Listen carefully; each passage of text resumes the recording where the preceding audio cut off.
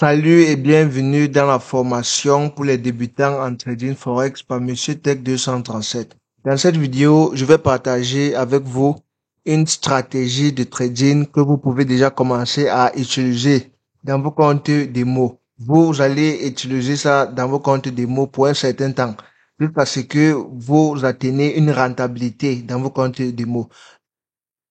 Quand je parle d'utiliser pour un certain temps dans vos comptes démo, c'est-à-dire placer au moins 100 trades avec cette stratégie dans vos comptes démo. Et quand je dis 100 trades, je ne, je ne parle pas de juste entrer dans votre compte démo et juste cliquer comme ça sur les boutons. Je parle de prendre votre temps et, et de pratiquer cette stratégie à la lettre. Trader uniquement quand vous suivez cette quand les conditions du marché respectent cette stratégie, tu vois, cette stratégie exactement à la lettre, comme je vais vous montrer dans cette vidéo. Si le marché ne respecte pas la stratégie, ne tradez pas. Vous n'êtes pas obligé de trader. Le trading, c'est la patience. On attend que le marché arrive à nos conditions avant de placer un trade. On ne trade pas juste parce qu'on a envie de trader. Voilà, donc, je vais vous conseiller de choisir une devise, par exemple GBP, USD, pratiquer cette stratégie au moins 100 fois dans un compte démo avec une seule devise. Donc, environ un mois, je pense que ça va vous prendre environ un mois. Donc, vous prenez une paire, une seule devise, une seule paire, vous testez la stratégie 100 fois. Vous pouvez prendre plusieurs paires, tu vois, et tester ça 100 fois différemment dans chaque paire, tu vois. Et jusqu'à ce que vous atteigniez la rentabilité. Après avoir testé ça 100 fois dans une seule devise, jusqu'à ce que vous atteigniez une certaine rentabilité dans votre compte démo. Maintenant, vous pouvez mettre un petit argent dans votre compte réel et encore tester encore ça 100 fois dans votre compte réel en prenant le risque minimum.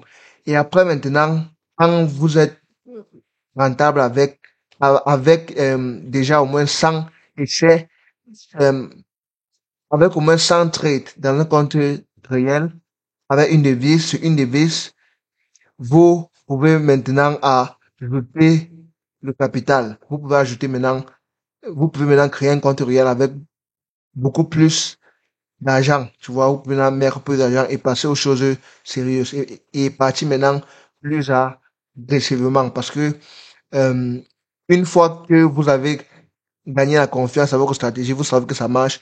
Maintenant, vous pouvez partir plus agressivement. Voilà. Et quand vous testez la stratégie, il est important de prendre note de tout ce qui se passe, tous les petits changements que vous voyez. Tu vois, par exemple, si vous prenez 100 trades, il est important à la fin de ces 100 trades, il est important qu'à chaque fois que vous prenez un trade, vous notez vos émotions parce que la stratégie à elle seule ne va pas vous aider si vous n'avez pas un bon mindset, si l'émotion n'est pas calme. Tu vois, l'émotion est très importante, la psychologie est très importante. Quand vous prenez des trades, c'est important de noter votre psychologie. Quand tu peux, par exemple, prendre un trade, tu dis que bon, quand tu prends un trade, quand tu gagnes, quand tu prends un trade avec une stratégie, quand ça gagne, tu notes ton émotion. Tu peux peut-être dire que bon, est-ce que je suis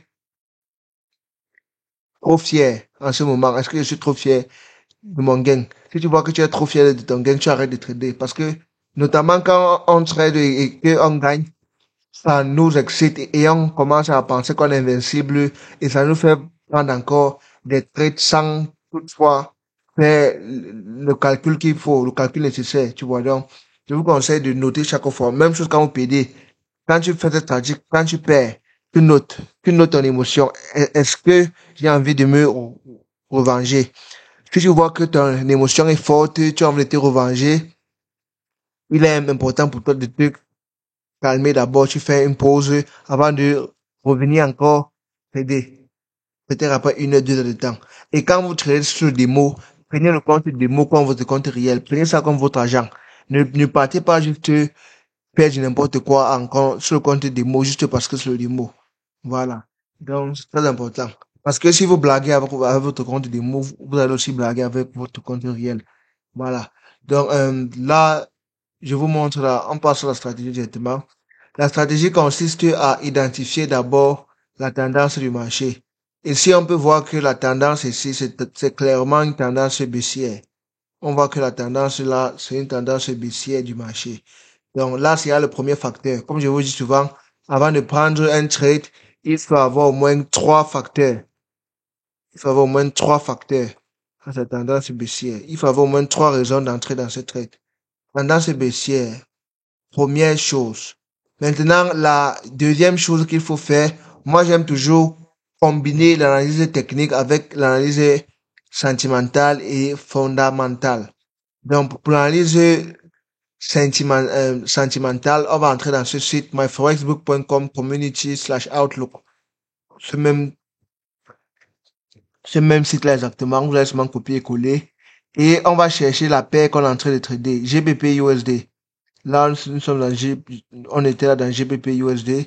On va chercher ici GBP USD. Et si on va voir Community Trend, on va voir ici que la majorité des traders sont en train d'acheter. Comme on voit, le vert est plus grand que le rouge, ça veut dire que la majorité achète. Et on sait bien que les statistiques nous disent que 95% des traders perdent de l'argent. Et si 95% perdent de l'argent et que 95% sont en train de, et que ces 95%, la majorité sont en train de vendre, sont en train d'acheter, ça serait sage pour nous de vendre, tu vois. Comme la majorité achète, ça serait sage pour nous de vendre. Donc, le, ça serait sage pour nous de vendre. Voilà. Donc, là, la deuxième raison, on va dire la majorité achète. La majorité achète. Voilà. La majorité des traders sont acheter. Donc, première raison, tendance baissière. Deuxième raison, majorité achète. Et il est important à savoir que dans une tendance baissière, il est important de chercher à vendre uniquement. Dans une tendance baissière, ne cherchez jamais à acheter. Quand le marché est en train de baisser, cherchez à vendre. Ne cherchez jamais à acheter. Voilà. Parce que quand une force part dans une direction, c'est plus facile de faire des profits en suivant la direction que d'essayer de tourner la direction. Tu vois, quand le marché descend, c'est idéal de chercher à vendre. Bon, maintenant là, on a déjà nos deux conditions remplies. On cherche encore une troisième. Et si, généralement, quand le marché est comme ça, moi, j'attends toujours que le marché touche cette autre zone de résistance ici parce que il y a les zones de support, il y a les zones de support et résistance horizontale et verticale. Donc, ça là, ce sont les zones de support et résistance verticale. Tu vois, là, ce sont les zones de support et résistance verticale. Ceci arrive dans les tendances. Les zones de support et résistance horizontale, ça arrive dans la consolidation. Tu vois, ça arrive dans la consolidation. Maintenant, le vertical, c'est dans les tendances. J'espère que vous comprenez comment ça se passe. Voilà donc.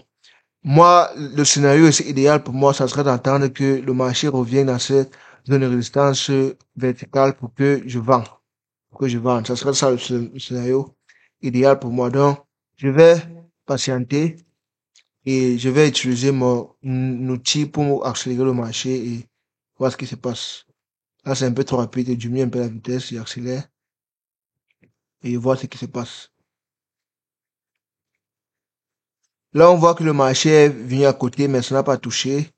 On va essayer l'autre. Là, on voit que c'est parti très rapidement ici. On attend toujours. Le trading, c'est la patience. On n'est pas pressé. C'est la patience, la patience, la patience, la patience. On attend. On attend patiemment. Nous ne sommes pas pressés. Voilà. Ici, ça a touché. Là, on voit que le marché a touché. Ça a touché cette zone. Donc, ça va nous faire trois facteurs maintenant pour entrer ce trade. Trois facteurs. Tu vois, résistance. Résistance verticale. Là, ça va nous faire trois raisons d'entrer dans ce trade. Donc, on a déjà trois raisons. Et là, on peut placer le trade. Donc, il a aussi l'analyse fondamentales qu'on peut utiliser et c'est ça que moi j'utilise toujours. J'ajoute aussi un quatrième facteur qui est l'analyse fondamentale. Et dans mon analyse fondamentale, on voit clairement que le dollar est plus fort que le livre sterling en ce moment. Donc, pour l'instant, ça peut vous embrouiller, mais c'est pas grave. Avec le temps, vous allez comprendre de fur et à mesure. Donc, le quatrième facteur encore que je vais ajouter, c'est un site. Là, je vais ajouter un bonus pour vous. Donc, vous allez venir dans ce site. TradingView.com, marketscoin6/overrates, blabla. Vous allez copier tout ça. Heatmap. Copier ce site et venir dans TradingView, Market Heatmap. Donc, ceci, c'est un peu d'analyse fondamentale que j'utilise souvent pour ajouter mes trades. Donc, ici, ceci, ça va nous aider à déterminer la force d'une monnaie. Donc, là, on est en train de trader le GBP USD. Quand on voit le USD ici, quand tu vois le USD ici, tu vois que la force du USD, donc le plus on voit le vert, le plus la monnaie est forte. Et le plus on voit le rouge, le plus la monnaie est faible. Comme ici, le GPY, on voit ici c'est complètement rouge. Ça veut dire que c'est très faible. Donc, là, on voit que, pour montrer le GBP USD, on voit que le GBP il a plus de vert que le USD. Ça veut dire que le GBP est plus fort que le USD. Et si le GBP est plus fort que le USD, ça veut dire que les pourcentages, ça veut dire qu'il est plus probable que le marché monte. Parce que nous sommes dans la devise GBP-USD. Et si GBP est fort que USDT, ça veut dire que la paire va monter, a plus de chances de monter. Et si maintenant le USD est plus fort que GBP, la paire GBP-USD a plus de chances de descendre. Comme on vient de voir là, on voit que le GBP est plus fort que le USD. Ça veut dire que le marché a plus de chances de euh, monter. Mais ici, nous, on est en train d'essayer de vendre. Et on a déjà trois facteurs qui nous disent de vendre. Donc, on a trois facteurs qui nous disent de vendre et un facteur nous dit d'acheter. Ce qu'on va faire, c'est qu'on va vendre. On ne peut pas acheter parce que un facteur nous dit d'acheter. Tu vois, on suit la majorité. C'est pour ça que je vous dis souvent d'avoir au moins trois facteurs avant de placer un trade. On suit la majorité. Donc là, on va placer un ordre de vente. Là, on va vendre et on va mettre mon stop loss. Le stop loss, j'aime souvent mettre ça en haut du haut précédent. Donc ici, là, voici un haut précédent. J'aime souvent mettre ça juste un peu en haut du haut précédent. Et maintenant, pour le take profit, on va zoomer un peu le graphique. Pour le take profit, on va zoomer le graphique et on va voir une zone ici. On va chercher une zone de support pour passer. Tu vois, comme là ici, je vois une zone de support ici. Très intéressant. Une zone de support là qui était là au passé. On va étirer ça jusqu'au présent. Tirer ça jusqu'au présent. Et on va utiliser cette zone-ci comme notre take profit. Tout simplement. Et là, on va placer le trade. Et on va accélérer et voir comment ça se passe.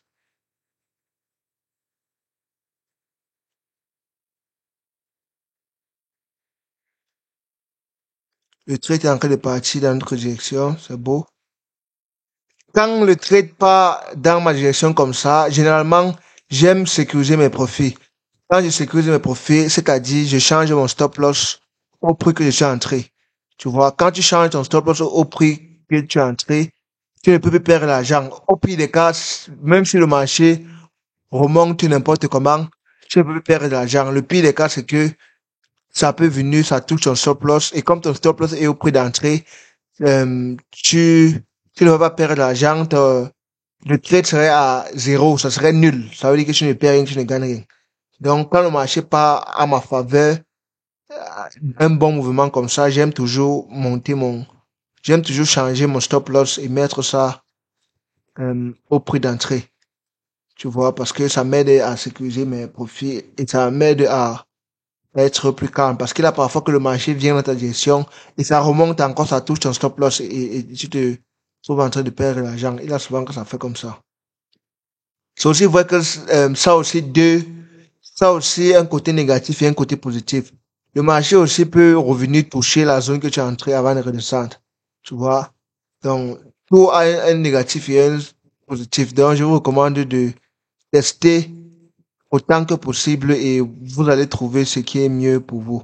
Donc, pour l'instant, on va juste laisser ça à l'origine comme c'était et laisser ça tourner comme c'était. Là, on va encore avancer. On laisse ça tourner, on laisse ça tourner. Je vais un peu accélérer.